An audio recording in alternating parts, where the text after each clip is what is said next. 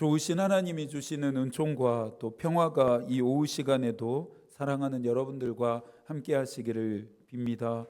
종교개혁 운동의 슬로건이었던 5가지 오직에 대해 살펴보고 있습니다. 개혁은 거대한 변화만을 의미하지 않습니다. 개혁을 거시적인 관점으로만 생각해서 나와는 상관없는 일이라 생각하기보다는 나의 삶에 바꾸어야 할 부분들을 찾아내어 하나씩 그리고 조금씩 변화의 과정을 가져가는 실천이라 생각하면 좋을 것 같습니다. 성서를 한 장만 읽었었더라면 이제는 한 장을 더 읽기로 하고, 기도를 5분만 했다면 몇 분을 더 늘려서 해보고, 들은 말씀 단 하나만이라도 실천하려고 노력한다면 이것도 개혁입니다. 웨슬리는 구원을 일시적인 경험으로 이해하지 않았습니다. 하나님의 형상을 회복하는 일, 즉 온전해져 가는 과정으로 이해했습니다. 과정이라고 하는 표현이 참 좋습니다.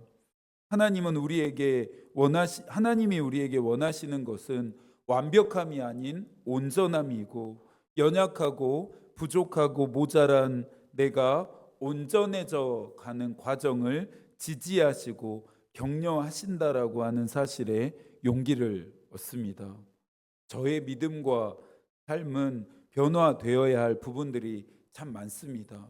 신학교를 다닐 때는 목사가 되면 그럴듯한 믿음을 소유하게 될 줄 알았습니다. 근사한 믿음이 될 줄 착각했습니다. 그런데 목사라는 위치가 그 누구보다 치열하게 애쓰고 노력해야 한다라고 하는 자리임을 목사가 된 후에 비로소 깨달았습니다. 날마다 저와 여러분의 믿음과 삶이 그리스도 안에서 또 말씀 안에서 새로워져 가기를 소망합니다. 지난 시간에는 오직 믿음으로라는 슬로건의 배경을 나누었죠. 성서는 오직 예수 그리스도를 믿음으로 말미암아 구원을 받는다 말합니다. 시간이 지났어도 또 지나더라도 절대 변하지 않고 변해서는 안 될 진리이죠. 신분, 자격, 행위, 공로 등과 같은 것들은 인간이 의로워지는데 어떠한 효력도 없습니다. 구원은 예수 그리스도를 믿음으로 말미암아 하나님의 은혜, 하나님의 선물로 받게 되기 때문이죠. 그렇다고 해서 절대 공짜라고 착각해서는 안 된다 말씀드렸습니다. 내가 대가를 지불하지 않았을 뿐 하나님은 우리를 의롭게 하기 위해서 예수 그리스도를 대속의 값으로 내어주셨기 때문입니다. 오직 믿음으로는 곧 나를 사랑하사 나를 위하여 십자가에서 죽으신 예수 그리스도를 믿고 따르는 삶을 의미합니다. 예수 그리스도께 복종하고 계신가요? 복종하지 않고 있다면 여러분의 믿음 또한 가짜가 될 수 있다 말했던 본회퍼의 말을 기억하시기 바랍니다. 오늘은 5가지 오직의 2번째 시간으로 오직 성경으로입니다.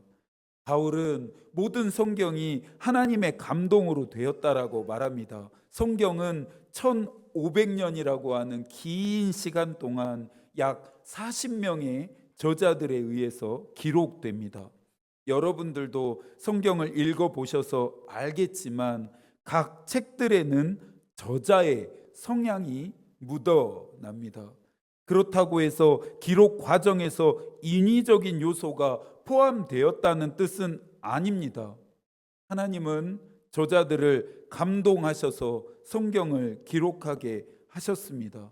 감동이란 하나님의 입으로부터 나오는 호흡이라고 하는 뜻으로 성경의 모든 내용들이 하나님께로부터 비롯되었음을 의미합니다. 하나님은 저자들에게 기록할 수 있는 영감을 불어 넣으신 것입니다. 성경의 모든 내용은 하나님으로부터 출발했고 이 일에 성서 저자들은 거룩한 도구로 쓰여 없어졌던 것 뿐입니다.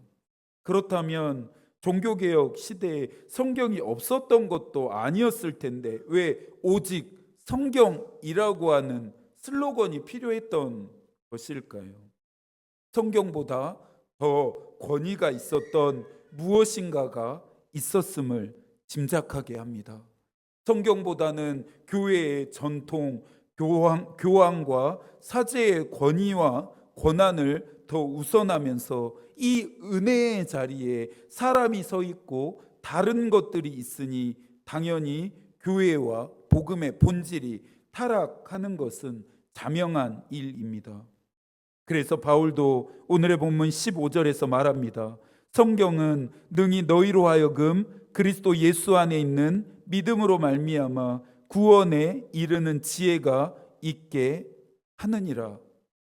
인간을 구원으로 이르게 하는 것은 교회의 전통이나 교황과 사제가 아닙니다.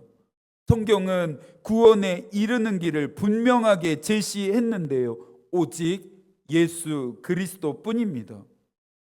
중세 시대에는 지금처럼 성경을 읽는 일이 당연하지 않았습니다.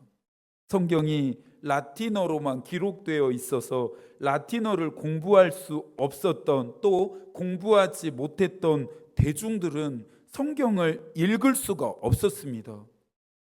또한 교회가 성서를 독점했고 고가였던 성경을 대중들은 소유할 수조차 없었습니다. 성경을 직접 읽고 해석할 수 없다 보니 전적으로 사제들의 해석을 통해 하나님의 말씀을 들어야 했습니다. 문제는 하나님의 말씀 자체를 들었다기보다는 이 사제들에 의해 편향되고 왜곡되었으며 정치적인 의도를 담긴 해석을 들어야 했다는 것입니다. 말씀을 전하면서 제가 주의하는 부분도 이것입니다. 하나님의 말씀보다 저의 관점이나 해석이 도드라질까 봐 늘 긴장이 되고 우려가 됩니다. 제가 나누는 것이 무조건 옳음과 바름은 아니기 때문입니다. 얼마든지 편협하고 왜곡되며 의도가 담긴 방향으로 이끌어 갈 수 있기 때문이죠.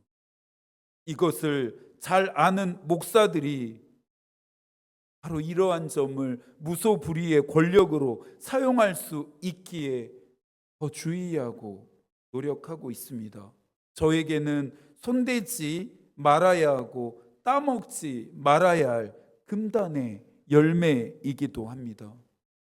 중세시대 교황과 사제들은 성경을 너무나 잘 활용했습니다. 물론 해석 자체가 나쁘다고 할 수는 없습니다. 자신들의 이익을 위해 잘못된 방향으로 해석함이 잘못된 것이죠. 루터는 오직 성경만이 모든 권위의 최종 권위이며 절대 권위다라고 선언합니다. 교회의 전통이나 교황과 사제가 성경을 규정하는 것이 아니라 성경이 그들을 규정하도록 또 모든 것은 성경 안에 종속되어야 한다는 것입니다.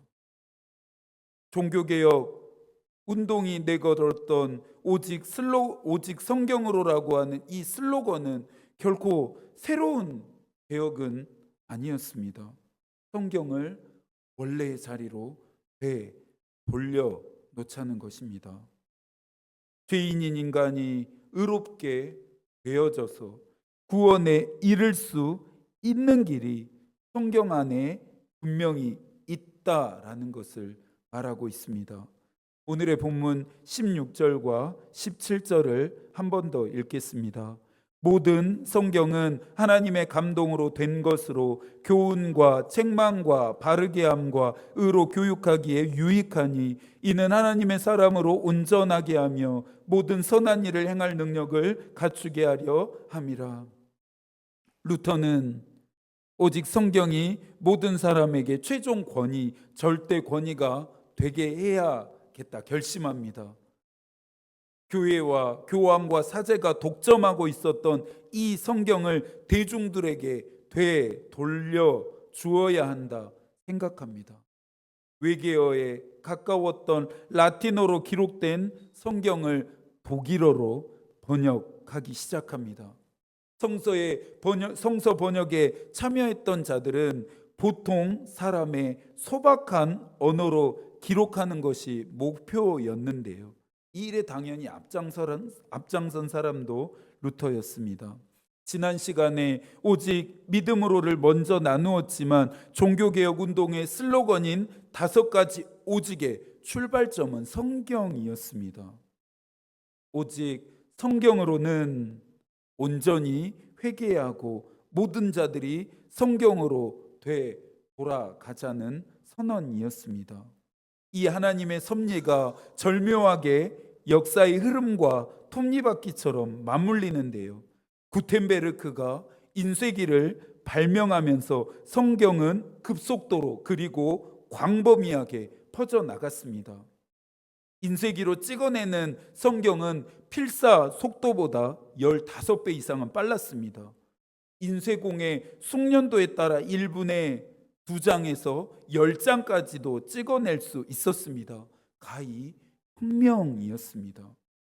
인쇄술의 발달은 속도에만 영향을 미친 것은 아니었습니다. 교회와 사제만이 성경을 독점할 수 있었던 이유 중에 하나는 이 성경의 가격 때문이었는데요. 당시 66권으로 된 필사 성경 한 권의 값이 집 10채의 값과 맞먹었기 때문입니다. 현대의 표현으로 한다면 인쇄술의 발달은 가성비 또한 잡아냅니다.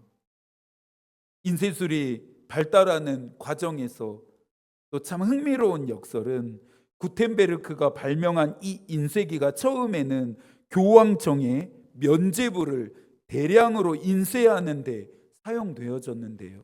훗날 면죄부를 반박하는 글을 대량으로 인쇄하게 되었다라는 것입니다. 여러모로 인쇄술은 구교와 신교 양측 모두에게 상대방을 공격하는 이론적 무기로 쓸 수 있는 양날의 칼이었다라면서 당시 인쇄술의 발달을 평가했습니다. 대중을 사로잡은 최초의 독일어 성경인 쾰른 성경은 그 머릿말에서 성경 번역의 목적을 다음과 같이 명시했습니다. 모든 기독교인들은 성경을 아주 경건하고 아주 열심히 읽어야 한다.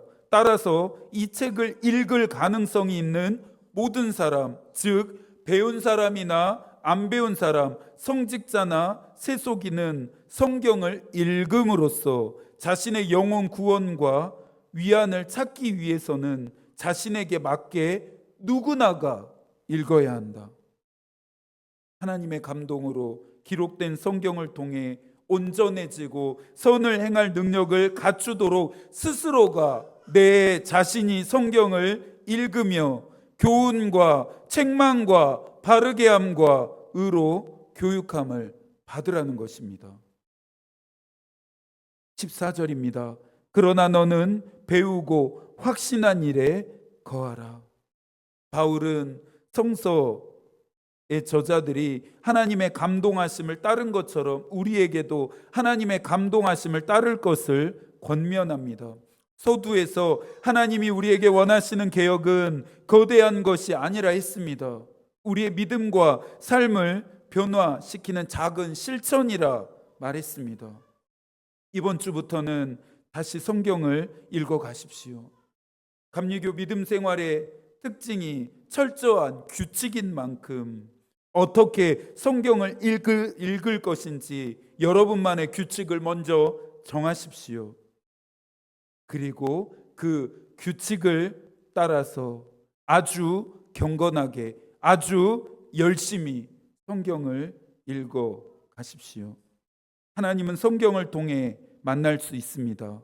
하나님의 마음은 성경 안에서 배울 수 있습니다.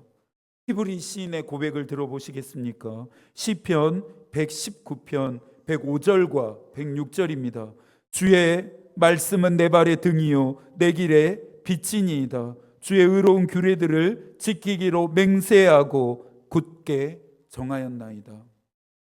하나님의 말씀이 이 한 주를 시작하는 여러분의 발의 등이 되고 길의 빛이 되기를 축복합니다. 하나님 앞에서 의로운 규례들을 지키기로 맹세하고 마음도 굳게 정하십시오. 하나님의 마음이 우리의 기도가 되고 하나님의 뜻이 우리의 길이 되기를 빕니다. 아멘.